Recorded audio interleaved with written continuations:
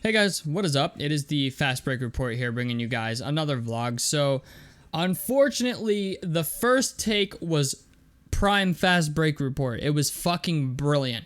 Unfortunately, I uploaded it and I forgot to turn on voice meter, so there was no audio over it. But I'm just gonna say this.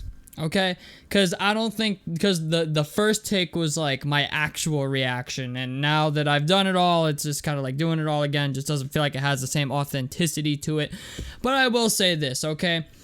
I want to start off this video by letting you all know that, because there are going to be new Pacers fans who probably see this video, because last night was a historic night. It wasn't just a good night, it was a historic night, as in, we kicked the Washington Wizards' ass so fucking bad that the last time somebody scored 143 points in a season opener was in 1990, okay? Like, we had the highest scoring season opener game since 1990. If that doesn't sell season tickets, I don't know what the fuck will. But we do need to calm it this fuck down just a little bit, okay? Because it is the Washington Wizards, and the Washington Wizards are a bad team. We were expected to beat them, just not absolutely beat the fucking brakes off of them by 23 points, okay? And score almost 150, okay? Like, that was not in the fucking cards, okay? But I will say this. Even though the Wizards have Jordan Poole played fucking atrociously last night. I mean, bro went 7 of 18 from the field, 0 of 6 from 3, had 4 turnovers, and plays defense so bad that I'm pretty positive he couldn't stand in front of a fucking traffic cone. But it's just the idea, okay, night in and night out for the Wizards. Don't be surprised if, like, for the first 25 games of the season, or up until the fucking All-Star break or whatever, that night in and night out, it's like Kyle Kuzma versus the world, or Jordan Poole versus the world, because Jordan Poole is a very inconsistent player, and while I would argue Kyle Kuzma is still a more consistent player than Jordan Poole is, Kyle Kuzma has his nights where he's like, I don't fucking know, you know what I'm saying? So, with that being said, we need to get to the topic of discussion, which is obviously our top 5 center in the NBA, Myles Turner, okay? Which, if you're a new Pacers fan, okay, I want to give you a little bit of a disclaimer. I am not a Myles Turner cocksucker, okay? I'm just going to let you know. I'm not one of those people. In fact, I would argue that Myles Turner needs to be traded. I would argue that the 9-year experiment we've been doing with Myles Turner is fucking over, okay? I'm going to tell you guys, as I've told everyone else, the 17-8 that Myles Turner posted last season is probably going to be his best season ever as an Indiana Pacer. Now, he could surpass those numbers at some point in his career, but it's more than likely not going to be on the Indiana Pacers, and being that he has never surpassed that in the past when he was literally the fucking guy at times in his career, I don't think it's ever going to happen. So, yeah, just fair disclaimer, I am not a Myles Turner fan really by any extent, okay? In fact, I would argue I am probably Myles Turner's biggest hater on fucking YouTube at the current point in time. But it's just the idea, I have reasons to be. And the reason is because Myles Turner, before the season started, and you can believe I'm going to roast this motherfucker for the rest of the year for this shit, told everyone that saw the Gilbert Arena as if you haven't, look it up. No Chill Gill's The Arena, or was it No Chill Gill podcast, okay? That is hosted on Fubo Sports or whatever. He went on there and told everybody that those who know ball know that he's a top 5 center in the NBA, and that he's gonna go out there and show everybody why he's a top 5 center in the NBA, because it's just that fucking easy. ESPN had him ranked at 65 out of 100 players, the top 100 players in the NBA. Honestly, if you ask me, that's kind of where he fucking belongs, okay? But it's just the idea. He didn't feel some type of way, but he came out here and preached a little bit. Then in the offseason, after they said that Indiana was going to host the All-Star game this year, he came out and guaranteed an All-Star selection. So you can believe when you let Daniel Gafford score a 6 and 5 and you only put up an 11 and 8 in 23 minutes of play, and Jalen Smith comes out and plays half the minutes and puts up a 13 and 8 on better efficiency, you can believe I'm going to come out here and roast your ass about it. Because the fact of the matter is, we've been hearing this time and time again of Myles Turner talking all this shit, okay, and then nothing ever comes of it. So the fact of the matter is, I don't think he's ever going to get any better. The idea that we now have Benedict Mathurin, who's another mouth to feed. He is now a starter. We got Bruce Brown. We got Tyrese Halliburton, Obi Toppin. Okay, like, these guys are going to get theirs before Myles Turner gets his, unless he asserts himself as a fucking center, which he has yet to fucking do. Okay, he has yet to assert himself as the second best player on the fucking team. But I don't know. We just keep playing the fucking ring around the rosy game with Myles Turner, it seems. So, contract's very good for the team. I'll give it that. His contract's very good, but I have no confidence in this dude. I just don't. So, the first thing is, Myles Turner got into foul trouble also. He had 4 fouls in this game. People were worried about him fouling out, actually. And there were some things I saw in this game. Our next game is actually against Cleveland on October 28th, so that's where we'll really find out about our team. But it's just the idea, man. Last night against the Washington Wizards, Andrew Nembhard and Tyrese Halliburton both posted a double-double against the Washington Wizards. Like, just to give you an idea, of like how bad they are defensively. They're pretty fucking bad, okay? Benedict Mathurin came out and scored, 18 points. Had 4 rebounds, 5 assists, 4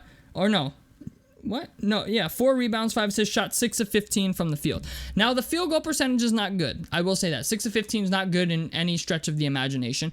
But Benedict Mathurin strikes me as a guy who I don't think will ever be like a super crazy, consistent offensive player. Like, I just don't think he'll ever be like a Kevin Durant-esque type of guy where he's shooting 50% from the field. But Benedict Mathurin did look a little bit better as an on-ball defender last night, so I will say that. Jarris Walker only got 5 minutes. Ben Shepherd only got 5 minutes. Hope those guys get more minutes down the road. I'm sure they will at some point. But I am very cautiously optimistic about Jarris Walker, about as cautious as you can fucking be, because as much as I've seen games where it's like he looks like he could be Pascal Siakam, I've also seen games where it looks like he could be the next fucking Michael Kidd-Gilchrist, okay? So, and speaking of that, last night he shot 0 of 5 from the field and 0 of 1 from 3. So, I'm not going to hold him to it because he's a rookie, but, like, I'm just saying, like, there was a reason I wanted Taylor Hendricks in the draft and we didn't fucking get him. I get that Indiana wanted Jarris Walker for the defense because he plays power forward, yada, yada, yada. I fucking get it.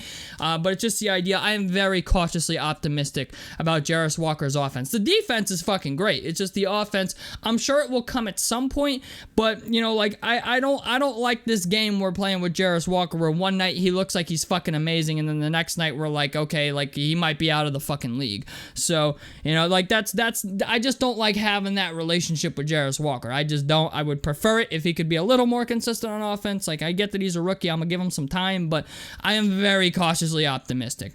Ben Shepherd's another guy I was hoping to see more minutes from last night. I mean, especially when you're up by 23 points. Ben Shepherd looked fucking amazing in preseason, and I get that Carlisle's got his thing with rookies, but just the idea when you're looking to trade Buddy Hield, it would be nice that if you do trade Buddy Hield, at least Ben Shepherd gets in there, gets some more minutes.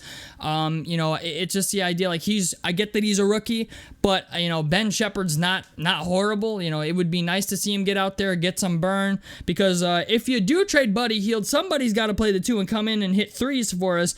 And it's looking like Ben Shepherd's probably going to be the guy that when you need 3-point shooting, he's probably the guy you're going to put in the game. Aaron Nesmith looked alright. I mean, Aaron Nesmith 7 and 5 last night. Had one assist, 2 of 5 from the field. Obviously not great, but Aaron Nesmith, I have a feeling, is not going to be getting anywhere near as many minutes as he did last year. He got 23 minutes tonight, but it's just the idea. Aaron Nesmith, we just locked him in for 3 years, $33 million. I like the contract extension. Versatile player, can play 1 through 3. The 4 is not his position. Granted, I know he can play the 4, but it's not really, it's not pretty, but it's not it's not pretty, but it's not hard to look at either. You know what I'm saying? It's just like he's capable, but not ideal. So that's why I'm kind of looking for more Jarris Walker, more Obi Toppin, shit like that. Jalen Smith maybe even. So yeah, that's just one opinion I had of last night. Buddy Hield still looks like Buddy Hield. Bruce Brown had the fucking strap last night. Bruce Brown shot 8 of 11 from the field and 6 of 8 from 3 and only had 1 turnover. Mans was in a fucking zone last night. Bruce Brown's looking like a good signing. Hell of a defender too. I actually really like the Bruce Brown signing. The thing is, the thing with Bruce Brown is the idea that we re-signed Aaron Nesmith to a 3-year, $33 million deal makes me kind of think we're not going to pick up the team option on Bruce Brown Jr. next year. But the thing is, if Bruce Brown Jr. keeps playing the way he played last night and keeps doing that throughout the season, they're definitely going to pick it up. But I don't know, there's reasons to believe that now, after the Nesmith extension. But yeah, Isaiah Jackson, I'm not super impressed with him either. Honestly, I think our front court needs a lot of work. I'm going to call it what it is. I think our front court needs a lot of work if we're really going to be a competitive basketball team in the playoffs. Or really make any type of run in the playoffs. Guys on our team who are looking like they're going to get traded is TJ McConnell and Buddy Hield. Apparently, Rick Carlisle came out and said that TJ McConnell's not going to be a major part of the rotation this year, which leads me to believe that the Pacers are going to explore trading him. But yeah, you know what? I'm just going to call it what it is, though. Even Tyrese Halliburton in this game looked like he kind of cares a little bit more about defense this year. It looks like he made some improvements in the offseason about just staying in front of his defender. So, I don't know, man. We'll have to see how all of this goes. But, I mean, we had a historic ass-kicking last night against the Washington Wizards. And I'm just, you know what? It was nice, but like I said in the beginning of the video, we need to calm the fuck down a little bit because it is Washington at the end of the day. They're probably going to be one of, if not the worst team in basketball, even with Jordan Poole and Kyle Kuzma on their team, because they're just going to be so bad defensively that it's going to be kind of unbelievable. So, yeah. That's where I'm at with this. Nice win. I will say that was a nice win last night. But let's not get carried away, okay? I don't need to see posts from people who are like, we're winning the fucking chip, man. I'm sorry, I have no confidence in that until we trade Myles Turner, all right, and get ourselves a center who can actually is capable, okay, can rebound the basketball, maybe even, he doesn't even have to step out and defend the fucking three. He just, I'm gonna be honest, I would be kind of be happy with Jonas Valanciunas or some shit like that, I don't need Bam Adebayo, okay, I need somebody who's gonna go out there and average a fucking double-double and not act like a total fucking girl down in the paint. So, yeah, or just foul the shit out of the people that are better than you because you can't defend them. So, yeah, tell me what you guys think about this down below in the comment section below. A like helps me out. Subscribe if you guys want to see more on the Fast Break Report. And out of this motherfucker. Peace, guys.